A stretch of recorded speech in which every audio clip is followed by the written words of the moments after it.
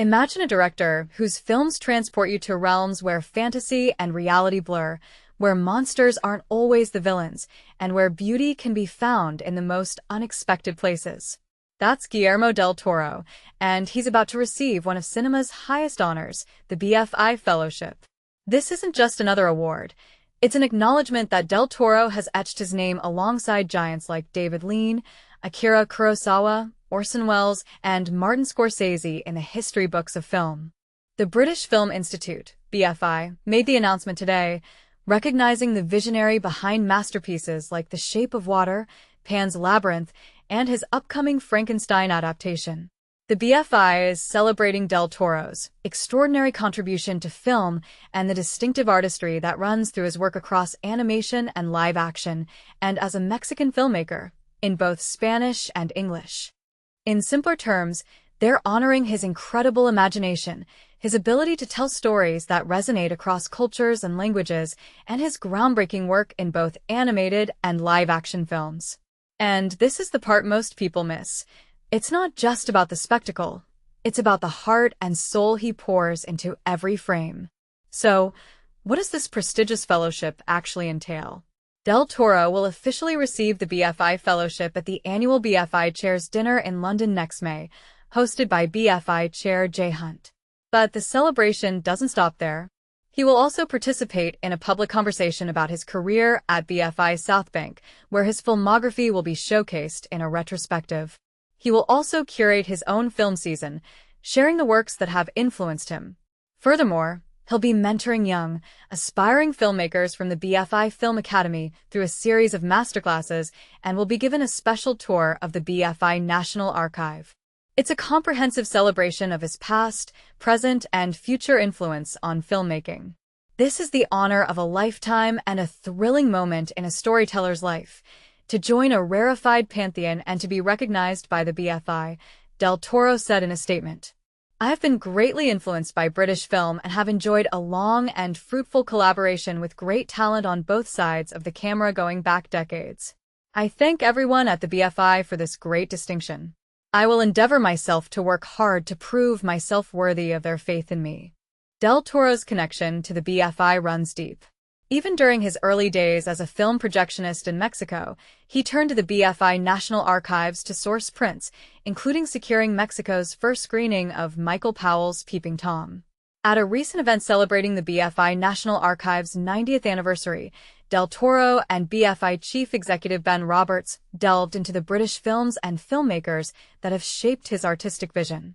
From Alfred Hitchcock's silent era The Lodger, 1927, to Thorold Dickinson's Gaslight, 1940, Powell and Pressburger's Black Narcissus, 1947, and The Red Shoes, 1948, which directly inspired his Oscar-winning The Shape of Water, to Martin Rosen's animated classic Watership Down, 1978, the influence of British cinema is undeniable. BFI Chair Jay Hunt emphasized Del Toro's long-standing relationship with the Institute and his consistent support for British talent. Guillermo del Toro is an extraordinary filmmaker with a long relationship with the BFI who has consistently championed British talent, Hunt stated. His collaborations here speak to the strength of our wider screen industries and the skilled people who power them. His body of work is instantly recognizable as boldly imaginative and fantastical. In awarding a BFI Fellowship to Guillermo del Toro, we recognize his remarkable contribution to cinema and the inspiration and magic he has brought to filmmakers and audiences here and around the world. As part of the celebrations, the BFI will re-release Del Toro's debut feature, Kronos, 1992, a unique take on the vampire genre. The film, recently remastered in 4K by the BFI and Les Films du Camellia, will be screened in cinemas across the UK. Kronos not only won 9 Ariel Awards in Mexico and the grand prize at Cannes Critics Week, but also served as Del Toro's international breakthrough, capturing the attention of Miramax, which subsequently backed his English-language debut, the sci-fi horror film Mimic, 1997. Del Toro's career is a testament to his versatility, spanning big-budget comic book adaptations like Blade 2, 2002, Hellboy, 2004, and Hellboy 2, The Golden Army, 2008, effect-heavy blockbusters like Pacific Rim, 2013, and Crimson Peak, 2015, and Oscar-winning supernatural fantasy dramas like Pan's Labyrinth, 2006, and The Shape of Water, 2017, not to mention his foray into stop-motion animation with Guillermo del Toro's Pinocchio, 2022. His upcoming Frankenstein adaptation for Netflix, starring Jacob Elordi, Oscar Isaac, and Mia Goth, is already generating buzz as a potential awards contender after premiering at the Venice Film Festival.